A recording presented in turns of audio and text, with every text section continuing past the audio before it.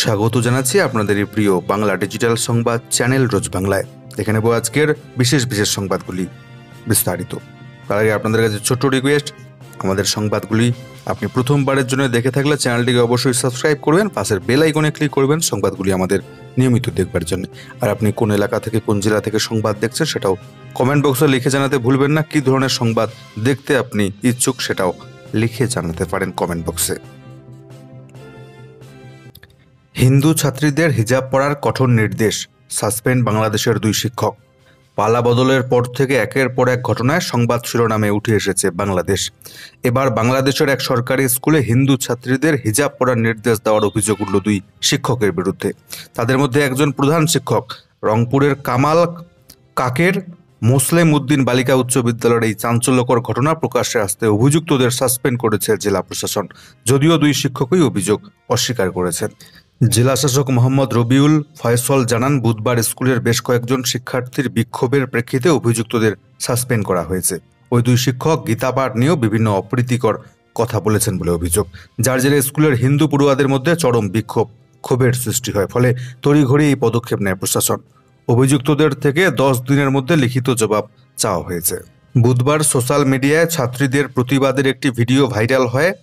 সেখানে এক হিন্দু ছাত্রী অভিযোগ করেন, শিক্ষক তাকে কোরআনের আয়াত মুখস্থ করতে এবং হিজাব পড়তে বলেছেন, অন্যথায় তাকে হয়রানির ভয় দেখানো হয়। এই খবর ছড়িয়ে পড়তে স্কুল চত্বরে উত্তেজনার সৃষ্টি হয়। স্কুল কমিটির সদস্য, হিন্দু সম্প্রদায়ের নেতা, রাজনৈতিক নেতৃত্ব, অভিভাবকরা গিয়ে পরিস্থিতি নিয়ন্ত্রণে আনেন।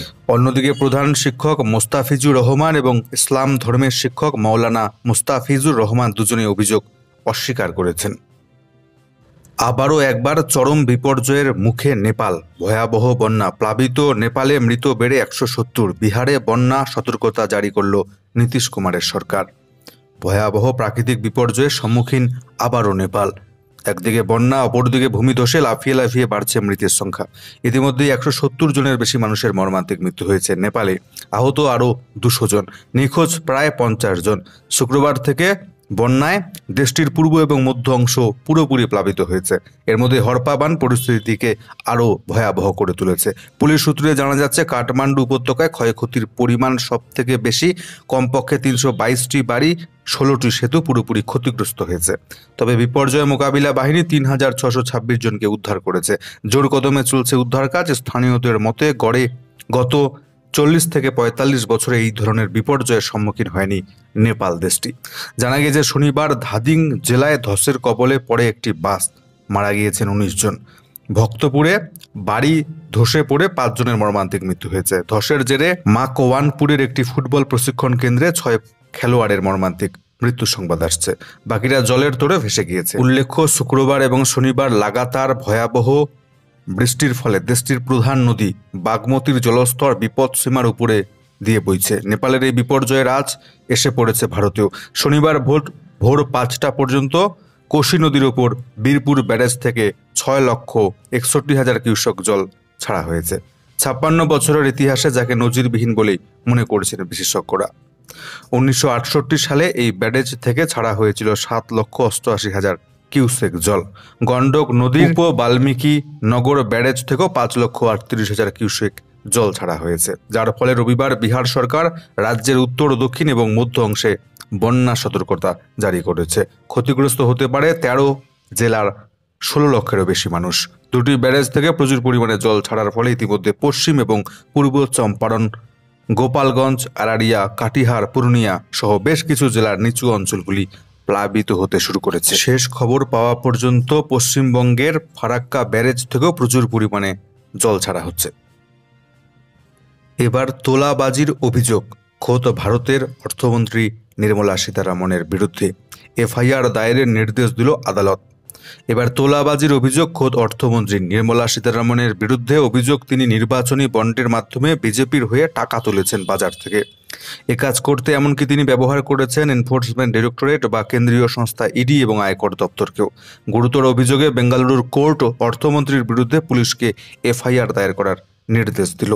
একটি বেসরকারি সংস্থা জনাধিকার সংঘর্ষ সংগঠনের সহসভাপতি আদর্শ আইয়ার অর্থমন্ত্রী সহ আরও কয়েকজনের বিরুদ্ধে অভিযোগ করেন তোলাবাজির। তার দায়ের করা আবেদনের ভিত্তিতে শুক্রবার শুনানি চলাকালে এই আদেশ দেন বিচারপতি। এই আবেদনে ইডি, ভারতীয় জনতা পার্টি অর্থাৎ বিজেপির প্রধান জেপি নাড্ডা, কর্ণাটক বিজেপি প্রধান বিজয়েন্দ্র এবং প্রাক্তন বিজেপি সাংসদ নলিন কুমার কাতিলের নামও রয়েছে। আদর্শের অভিযোগ, প্রভাবশালী অনেকেই এই জুলুমবাজির সঙ্গে জড়িত। এই রাষ্ট্রপতির অনুমোদন ছাড়াই পুলিশ অর্থমন্ত্রীর বিরুদ্ধে এফআইআর দায়ের করতে পারে কিনা এবং পারলেও রাষ্ট্রপতির অনুমতি ছাড়া তদন্ত চালাতে পারে কিনা বিষয়টি এখনো পরিষ্কার নয়। প্রসঙ্গত, ইলেকটোরাল বন্ড স্কিমটি 2017 সালে ফাইন্যান্স অ্যাক্টের মাধ্যমে চালু করা হয়েছিল। 2024 ফেব্রুয়ারিতে এটিকে অসাংবিধানিক বলে ঘোষণা করে সুপ্রিম কোর্ট। আদালতের নির্দেশে নির্বাচনী বন্ড বাবদ কোন দল ব্যবসায়ী এবং শিল্প সংস্থাগুলির কাছ থেকে কত টাকা করে নিয়েছে তার তালিকা প্রকাশ করে এসবিআই, যাতে দেখা যায় সব মিলিয়ে বিজেপি 6061 কোটি টাকা, তৃণমূল 1610 কোটি টাকা, কংগ্রেস 1422 কোটি টাকা চাঁদা পেয়েছে নির্বাচনী বন্ডের মাধ্যমে। বিরোধীদের অভিযোগ ছিল এই বন্ডকে কাজে লাগিয়ে নির্বাচনের সংস্থাগুলিকে ব্যবহার করেছে বিজেপি। এদিন আদালত জানিয়েছে শুধু ভারতের কেন্দ্রীয় অর্থমন্ত্রী নির্মলা সীতারামন নয়, তার অন্য সঙ্গীদের বিরুদ্ধেও দায়ের করতে হবে এফআইআর। আগামী 3 মাসের মধ্যে তদন্তের রিপোর্ট পেশ করতে হবে পুলিশকে। পুজোর মুখে বড় সুখবর রাজ্যের এই সমস্ত সরকারি কর্মচারীদের জন্য। 6000 টাকা পর্যন্ত বেতন বাড়তে চলেছে। পুজোর মুখে সরকারের 2টি প্রকল্পের আওতায় থাকা চুক্তিভিত্তিক কর্মীদের পারিশ্রমিক বেতন বাড়াবার সিদ্ধান্ত নিল মমতা ব্যানার্জি রাজ্য সরকার। সম্প্রতি নারী, শিশু এবং সমাজ কল্যাণ দপ্তর যে আদেশনামা প্রকাশ করেছে তাতে কন্যাশ্রী এবং রূপশ্রী প্রকল্পের আওতায় থাকা চুক্তিভিত্তিক কর্মীদের পারিশ্রমিক বাড়ছে প্রতি মাসে 4 থেকে 6000 টাকা পর্যন্ত। উভয় প্রকল্পের অ্যাকাউন্টেন্টদের মাসিক পারিশ্রমিক 15,000 টাকা থেকে বেড়ে হচ্ছে 21,000 টাকা। কন্যাশ্রীর ডেটা ম্যানেজাররা এবার থেকে 11,000 টাকার বদলে মাসে পাবেন 16,000 টাকা বেতন। এই প্রকল্পের অ্যাকাউন্টস এবং ডেটা ম্যানেজারদের পারিশ্রমিক 12,000 টাকা থেকে বেড়ে হচ্ছে 16,000 টাকা। আবার রূপশ্রীর ডেটা এন্ট্রি অপারেটররা পাবেন প্রতি মাসে 16,000 টাকা, যা আগে ছিল 11,000 টাকা। উল্টো করে ঝুলিয়ে সোজা করা হবে, তৃণমূল বিধায়ক হুমায়ুনকে তোপ বিজেপি নেতা শুভেন্দু অধিকারীর। জুনিয়র ডাক্তারদের আন্দোলনকে ঘিরে একের পর এক হুঁশিয়ারির প্রেক্ষিতে তৃণমূল বিধায়ক হুমায়ুন কবিরের বিরুদ্ধে সুপ্রিম কোর্টে চিঠি দিয়েছে ডাক্তারদের সংগঠন আইএমএ। এই প্রেক্ষিতে তৃণমূল বিধায়ক হুমায়ুন কবিরকে তোপ দাগলেন রাজ্যের বিরোধী দলনেতা শুভেন্দু অধিকারী। তিনি হুঁশিয়ারি দিয়ে জানিয়েছেন, রাজ্যে বিজেপি সরকার তৈরি হলেই প্রাক্তন মন্ত্রীকে উল্টো করে ঝুলিয়ে সোজা করা হবে। রবিবার নিজের বিধানসভা কেন্দ্র নন্দীগ্রামে প্রধানমন্ত্রী নরেন্দ্র মোদীর মন কি বাতের সম্প্রচার মঞ্চ থেকে শুভেন্দু অধিকারীর মন্তব্য, এই সমস্ত লোককে কি করে উল্টো করে ঝুলিয়ে সোজা করতে হয় সেটা বিজেপি রাজ্য সরকারে এলে করে দেখিয়ে দেব। পাল্টা শুভেন্দু অধিকারীকেও তোপ দেগে হুমায়ুন কবির বলেছেন, বিজেপি বিধায়ক যেন অতীত তা মনে রাখেন। যাবার আগে এক নজরে রাজ্যের ওয়েদার রিপোর্টটি আপনাদেরকে জানিয়ে দিচ্ছি। শুরুতেই নজর রাখছি দক্ষিণবঙ্গের জেলাগুলির দিকে। আজকে দক্ষিণবঙ্গের প্রত্যেকটি জেলাতেই বিক্ষিপ্তভাবে হালকা মাঝারি বৃষ্টিপাত চলবে। এই মুহূর্তে ভারী অতি ভারী বৃষ্টিপাতের কোনো সতর্কবার্তা দক্ষিণবঙ্গের কোনো জেলার জন্য দেয়নি আবহাওয়া দপ্তর। পরবর্তী 48 ঘন্টার মধ্যে দক্ষিণবঙ্গের কোনো জেলাতেই ভারী অতি ভারী বৃষ্টিপাতের কোনো সম্ভাবনা সতর্কবার্তা দেওয়া হয়নি। অপরদিকে উত্তরবঙ্গের দার্জিলিং, জলপাইগুড়ি, কালিম্পং, কোচবিহার, উত্তর এবং দক্ষিণ দিনাজপুর, মালদা জেলায় বিক্ষিপ্তভাবে হালকা মাঝারি বৃষ্টিপাতের সতর্কবার্তা থাকলেও এই মুহূর্তে ভারী অতি ভারী বৃষ্টিপাতের কোনো সতর্কবার্তা উত্তরবঙ্গের কোনো জেলার জন্য দেয়নি আবহাওয়া দপ্তর।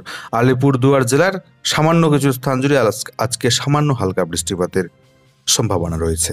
পরবর্তী 4 থেকে 5 দিনের মধ্যে উত্তরবঙ্গের কোনো জেলাতেই ভারী অতি ভারী বৃষ্টিপাতের কোনো সতর্কবার্তা নেই।